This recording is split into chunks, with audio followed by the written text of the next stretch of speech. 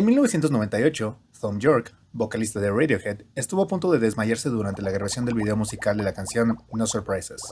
En él, podemos ver cómo el vocalista encierra su cabeza en una cápsula y ésta empieza lentamente a llenarse de agua mientras sigue cantando, sin cortes, sin trucos, solo él y el oxígeno escapando. Grant Gee fue el director del videoclip y el creador detrás de esta idea.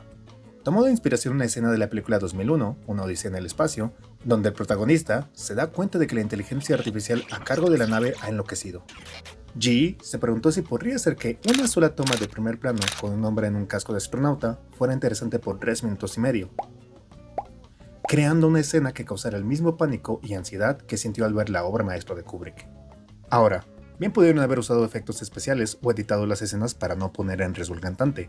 Sin embargo, Radiohead, y Yorke en particular, siempre han trabajado bajo la idea de que la incomodidad real genera reacciones auténticas, el cual es el tema del que les quiero hablar el día de hoy. Llegó el día de la grabación, y una vez que Tom se sintió listo, comenzaron a rodar. La canción iba a sonar y Tom debía cantarla mientras, bueno, se ahogaba lentamente. Porque qué mejor manera de decirle a tu disquera que estás pasando por un mal momento que convertirte en decoración de pecera. Era una situación de mucha adrenalina para el cantante, y la adrenalina te quita el aliento un poquito nada más. A pesar de poder contener la respiración durante 1 minuto y medio en situaciones más tranquilas, en el set solo pasaban 5 o 10 segundos antes de iniciar las maniobras de emergencia. Finalmente, después de muchos dolorosos intentos y todo un día de grabación, pudieron recopilar 8 minutos de metraje utilizable, los cuales se usarían para el corte final. Y si me preguntas, es de mis videoclips favoritos. Es una experiencia real de claustrofobia, angustia y resistencia. Una imagen de aceptación resignada, de algo inevitable y opresivo. Como una muerte dulce. Si Tom no hubiera sufrido físicamente, la imagen habría sido artificial. Y así, mientras Yorke aguantaba la respiración hasta ver borroso, Radiohead estaba repitiendo una idea mucho más vieja que ellos mismos. La idea de que para crear algo verdaderamente hermoso, primero hay que sufrir. Y si no estás sufriendo, al menos finge que sí, que se note el compromiso. Pero, ¿de dónde viene esta creencia? ¿Realmente el dolor es la gasolina del arte? ¿O es solo otra de esas románticas mentiras que nos contamos para que duela un poco menos? El mito del artista torturado es la creencia cultural de que el dolor personal, el sufrimiento emocional o mental, e incluso la autodestrucción, no solo son comunes entre los artistas, sino que son ingredientes esenciales para la creación de obras maestras. Vivimos rodeados de una figura, el artista atormentado, un artista maníaco, deprimido, con una historia trágica digna de contar, y suspirar hondo al escuchar su fatalidad. Ya sea que al final anularon su membresía a la vida, que no trabajaban sin alcohol o sin vicios, o que lucharon con sus demonios y plasmaron ese sufrimiento en su arte. Es una figura tan vieja como seductora, y ha tenido muchos nombres: poeta maldito, genio torturado, mártir del arte, bohemio trágico. Distintas caras para el mismo mito, el del sufrimiento como una condición obligatoria del talento. En resumen, si no lloras mientras pintas, ¿de verdad estás pintando? En la antigua Grecia se le daba una connotación divina o demoníaca al estado mental de completa inmersión e inspiración, estado que en aquellos tiempos era tan deseada como temida. Esta idea explota con fuerza durante el romanticismo, cuando la emoción empieza a valer más que la razón, y se fortalece con cada biografía que termina en tragedia. Monroe, Plath, Cobain. Parece que el arte se nutrirá no de técnica ni de oficio, sino de angustia existencial. Y la cultura se encargó muy bien de pulir esta imagen. El artista no solo sufre, debe sufrir, porque solo así es real. Si estás bien emocionalmente, equilibrado, funcional, ¿quién va a creer que eres un artista verdadero? A nadie le gusta ver a un artista feliz. No da misterio, no da contenido, no da marketing. ¿Qué clase de enfermo pinta girasoles y luego va a terapia? Y así, hemos confundido la expresión del dolor con la exigencia de sufrir. Aplaudimos las canciones sobre el vacío, pero no hacemos nada cuando ese vacío se traga al cantante. Pero no basta con simplemente pisar un Lego para empezar a escribir los versos más tristes en una sola noche. A pesar de lo cuestionable que es esta idea, tema que tocaremos más adelante, tiene ciertas técnicas y procesos para transformar esto en esto.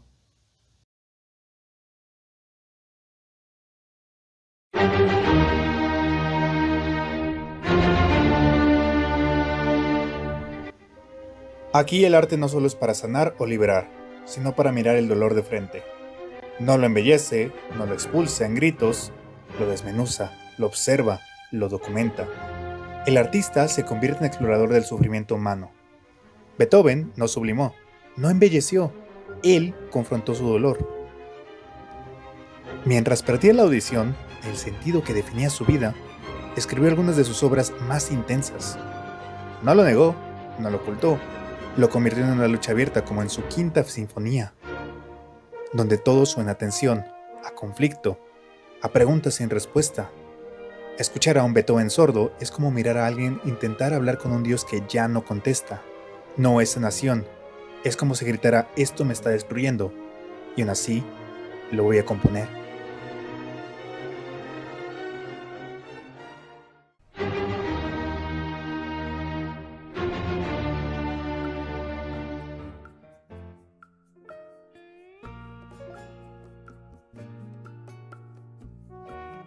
A los 18 años, Frida sufrió un accidente brutal de autobús que le destrozó la columna y la pelvis. Pasó gran parte de su vida entre cirugías, corsés de yeso y camas de hospital. En lugar de esconder su sufrimiento, lo convirtió en una estética. Su columna rota, su cama de hospital, su cara llena de sangre. Frida no pintaba para entretener, pintaba para sobrevivir. Su obra está llena de autorretratos, donde el cuerpo roto se vuelve símbolo de su identidad. Resistencia y dolor vivido sin anestesia. También sufría bastante con Diego Rivera, pero ese es otro tema. El pintor noruego Edvard Munch sufrió de ansiedad, alucinaciones y episodios psicóticos. Toda su pintura gira en torno a la enfermedad, la soledad, la muerte, el trauma, no para resolverlo, para enfrentarlo y mostrarlo. Edvard Munch no quería entender su dolor, quería expulsarlo. El grito, ese cuadro convertido en meme, es en realidad un alarido pintado, una experiencia de ansiedad extrema atrapada en colores y trazos. No busca gustar, no quiere agradar, quiere que sientas lo que él sintió. Terror existencial puro.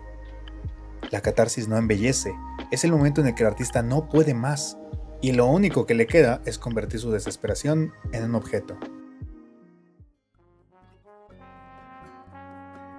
Ahora, estos casos, si bien son interesantes y hasta poéticos, no hay que dejar de ver que eran personas que estaban sufriendo, y no necesariamente por gusto. El problema es que muchos en la comunidad artística lo alimentan, lo repiten y lo actúan, como si el sufrimiento fuera el pase de entrada, casi como si estar bien fuera una reacción estética. Esa es una de las consecuencias más jodidas del mito, confundir la autenticidad con el padecimiento.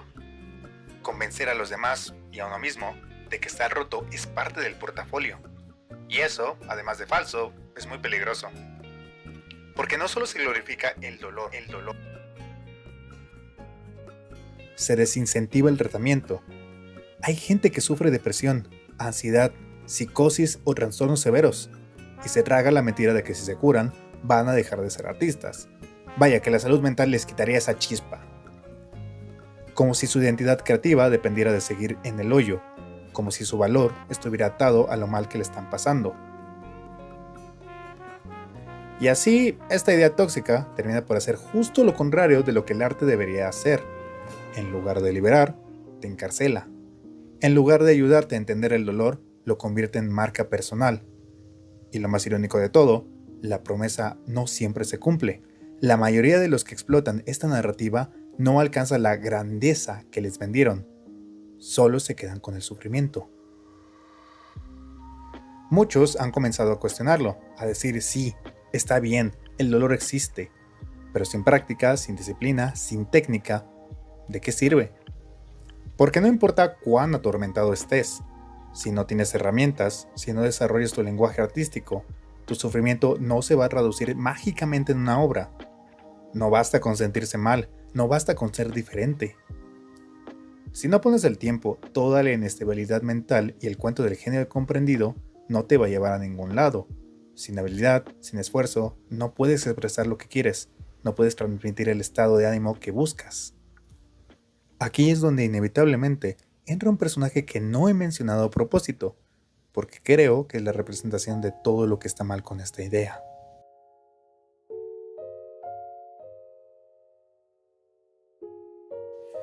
Sí, él fue un hombre atormentado.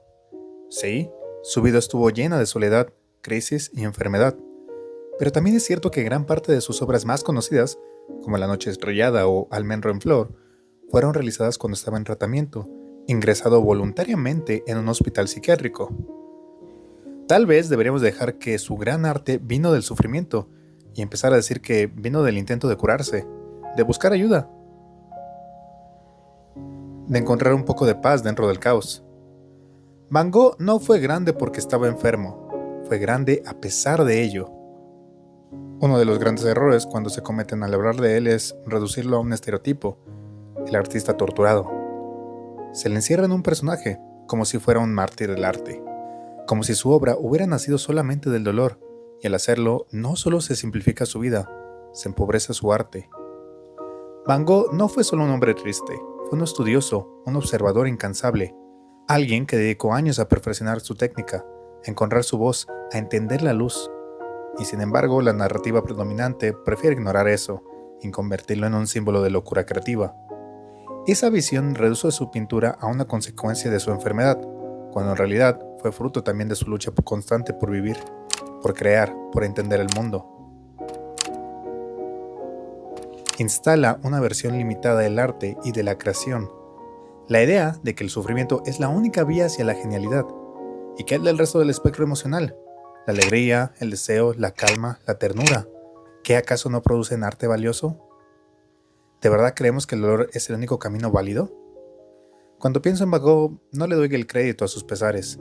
Se lo doy a él por haber creado algo bello y significativo a pesar de sus pesares. Porque es ahí donde está el verdadero valor, no en la tragedia, sino en la transformación.